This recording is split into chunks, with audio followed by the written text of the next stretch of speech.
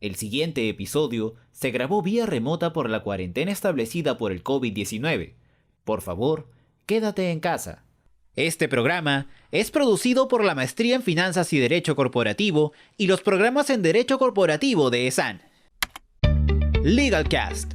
Conversaciones sobre las últimas noticias y normas del derecho tributario, corporativo, digital, administrativo y laboral, con destacados expertos del sector en el Perú.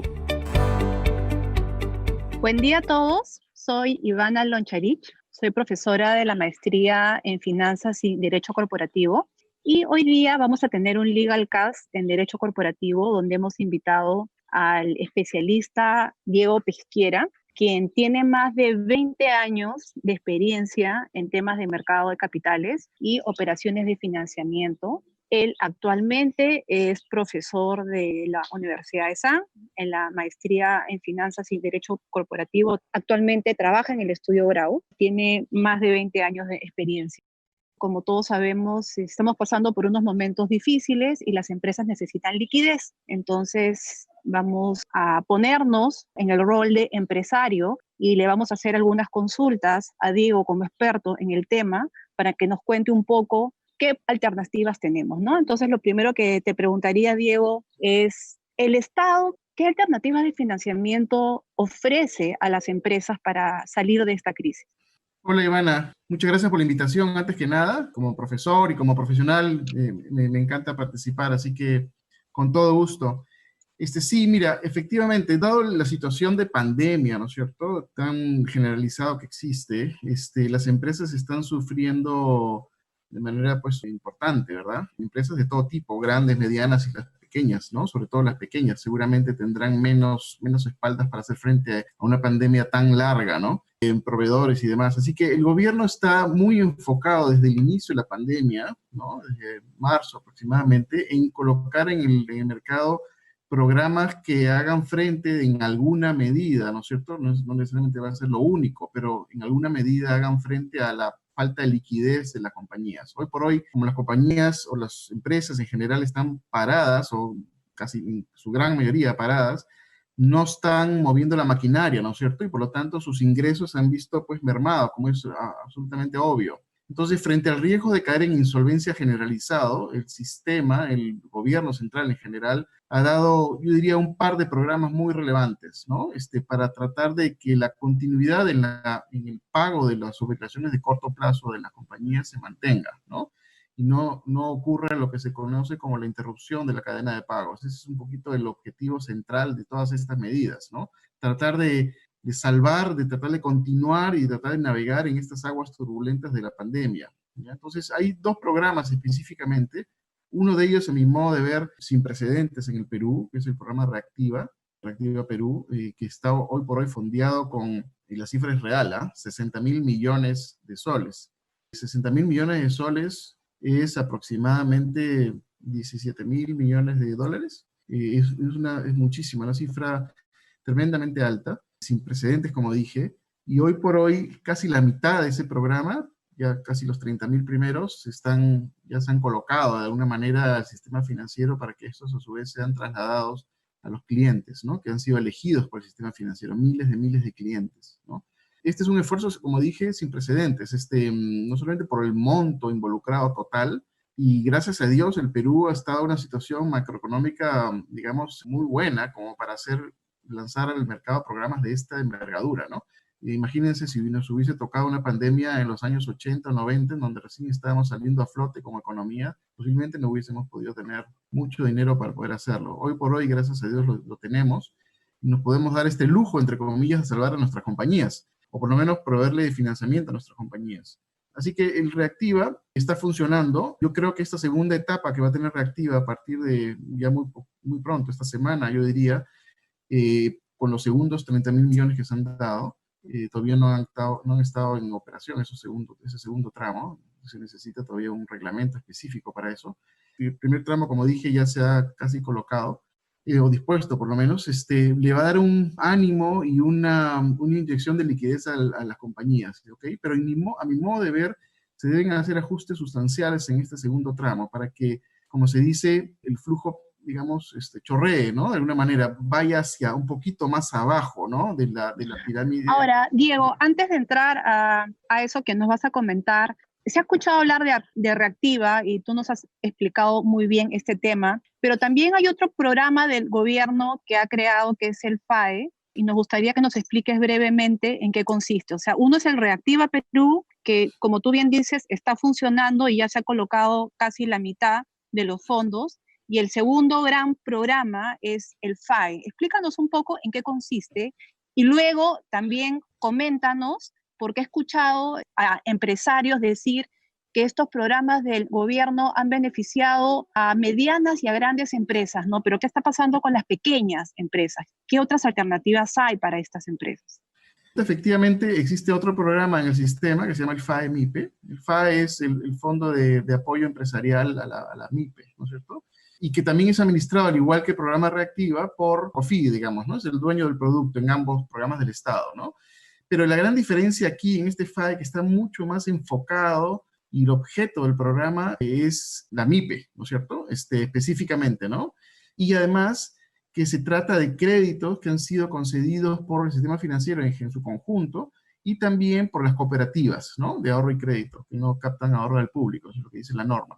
Entonces, el ámbito de aplicación es un poquito mayor, tanto en quienes pueden otorgar los préstamos como para quienes se pueden acoger, digamos, ¿no? Sin embargo, el monto, pues es un monto bastante menor del de Reactiva, son 800 millones, nada más, entre comillas, aquí. Yo sé que es una cifra importante, pero no son pues los 60.000 millones que tiene Reactiva, ¿no? Entonces, es un programa que está caminando, COFIDE lo está administrando, ya se han dado las primeras subastas de esos fondos, pero yo creo que hay bastante margen para hacer ajustes a ambos programas, ¿no? Tanto en Reactiva como en el FAE-MIPE. Entonces tú me comentas que, claro, FAE-MIPE ha tratado de llegar a la pequeña empresa, ¿no? Pero también me decías que eran clientes, eran empresas que ya pertenecían al sistema financiero. Entonces me pongo en el lugar de las pequeñas empresas, pero que no necesariamente participan mucho en el sistema financiero. Entonces me gustaría saber qué alternativas de financiamiento tienen ese tipo de empresas. Sí, efectivamente, a ver, como hemos visto, ¿no? En resumen, Reactiva y el FAE-MIPE está orientado a compañías de alguna manera formales, ¿no? El Reactiva un poquito de la compañía no tan MIPE, ¿no es cierto? Un poquito más grande, digamos. Y por el otro lado, el FAE-MIPE para las compañías MIPE para abajo, digamos. Pero siempre estamos hablando de un sector formal, de alguna manera, ¿no? En el FAE-MIPE, por ejemplo, uno de los requisitos para ser elegible es que hayan obtenido créditos de capital de trabajo por entidades del sistema financiero que se encuentren calificadas, ¿no? Con una clasificación de riesgo y demás. Entonces, siempre estamos hablando de un ámbito de aplicación más formal. Lo que faltaría es que los financiamientos estén al alcance de compañías que no tienen estos requisitos, ¿no? Y ahí va tu pregunta, ¿no es cierto? ¿Qué alternativas hay? Bueno, yo diría que hay varias, ¿no? Asumiendo que no van a haber ajustes en estos dos programas para ampliar la base digamos, de compañías elegibles. Yo creo que sería lo óptimo hacerlo. Esos ajustes para incluir a más gente y además bancarizarlas, ¿no es cierto? Esa sería la idea, ¿no? Aprovechar el momento, digamos, de pandemia, de estos salvatajes de alguna manera financieros, para incorporar, ¿no es cierto?, compañías que no son formales hoy día al sistema, ¿no? Yo creo que es una gran oportunidad que se estaría perdiendo si no lo hacemos ahora. Pero volviendo nuevamente a tu pregunta, ¿qué alternativas tienen que no sean estos dos programas? Bueno, en realidad yo diría que el financiamiento con su propio proveedor, ¿no? Que es el financiamiento más natural, ¿no? Más espontáneo de alguna manera, ¿no? Si eres una compañía muy pequeñita, una pyme muy chiquita, o una librería, o una bodega o algo, y no tienes acceso necesariamente al sistema financiero, entonces en realidad tu proveedor o tu dueño, en todo caso, es el que te va a financiar el capital de trabajo en estos tiempos, ¿no?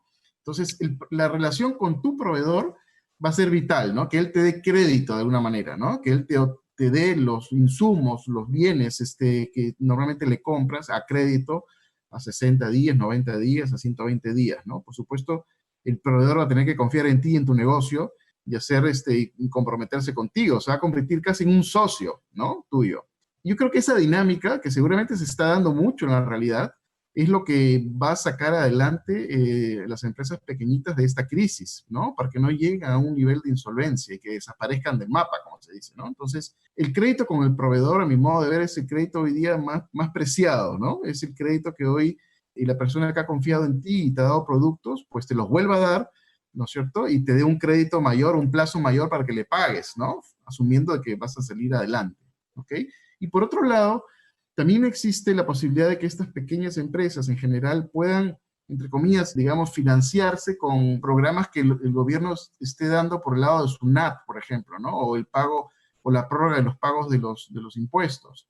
Evidentemente, si hay la posibilidad de acceder a ello, la compañía tiene que hacerlo, ¿no es cierto? No tendría mucho sentido hoy día pagar el impuesto si el propio Estado te está dando la posibilidad de prorrogarlo, ¿no?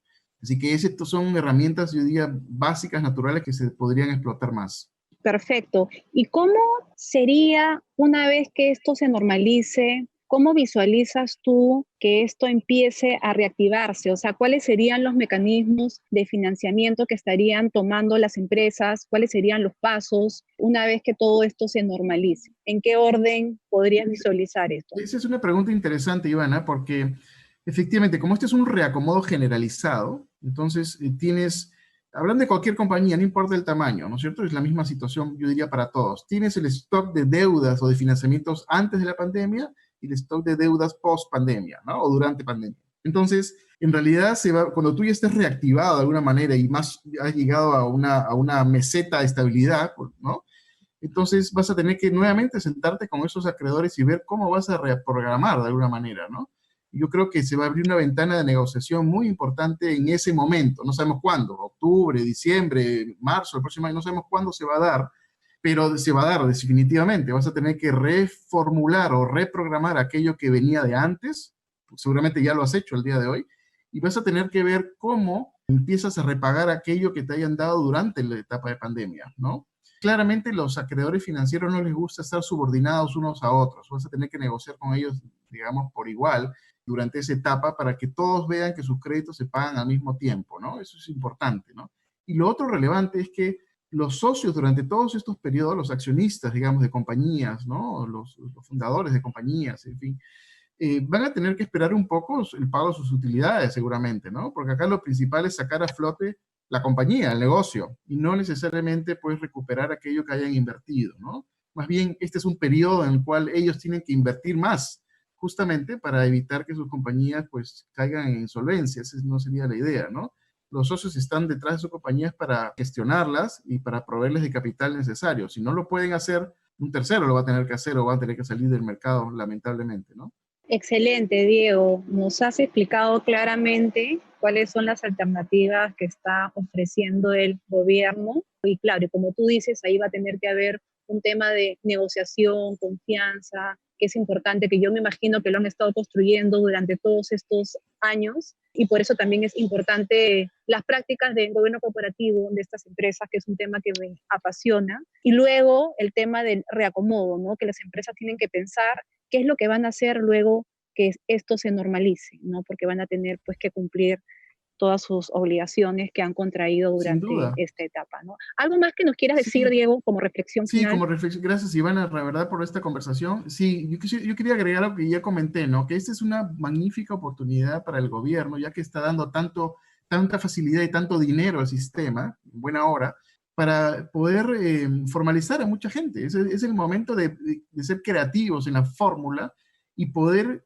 generar un canal de confianza a través de COFIDE o del instrumento que sea, o la institución que sea, para que empresas pequeñas, medianas, en fin, que estén fuera de la formalidad, si cabe la palabra, puedan acceder a financiamientos formalizándose, ¿no? El premio, en este caso, para digamos, de la formalización sería pues un buen crédito de salvataje, ¿no? Entonces, y de esa manera vamos a tener se va a incrementar la recaudación tributaria, por ejemplo, seguramente el próximo año, porque son empresas que se van a ver beneficiadas con créditos y ya formalizadas. Así que es un ganar-ganar para el Estado, me parece, en este momento. Y muchas gracias nuevamente. Muchas gracias, Diego, por esta entrevista. De verdad que nos ha encantado, súper didáctico. Y los invitamos a todos ustedes a seguir escuchando este Legal Cast porque van a haber muchos temas y ya les estaremos avisando los que vengan. Muchas gracias. Legal Cast. Conversaciones sobre las últimas noticias y normas del derecho tributario, corporativo, digital, administrativo y laboral, con destacados expertos del sector en el Perú.